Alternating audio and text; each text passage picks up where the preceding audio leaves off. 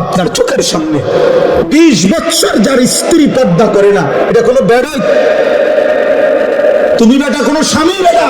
কাপুরুষ সাথে এত কাপুরুষ হয় না বেটা। মুসলমান তো দূরে থাক, আত্মমর্যাদা যার আছে, আত্মসম্মান, আত্মবিবেক, তার স্ত্রী বুঝি বেটি আমার বউ, আমি বিবাহ করলাম, হালাল পবিত্র স্ত্রী আমার, তোমার রং চায় রাস্তার বেড়ে তোমার এটা কিতা, আপনি কিতা, আপনি প্লাস্টিক নি, আপনি কিতা আসলে, আমি এটা কি জাতের বেড় হইতাম? আপনার গায়রতে লাগে না? আপনার প্রেস্টিজে লাগে না? আত্মসম্মানে লাগে না? আত্মসম্মান মানুষের শ্রেষ্ঠ নিয়ামত, গায়রত। এটাকে অহংকার বলে না, এটাকে বলে আত্মসম্মান।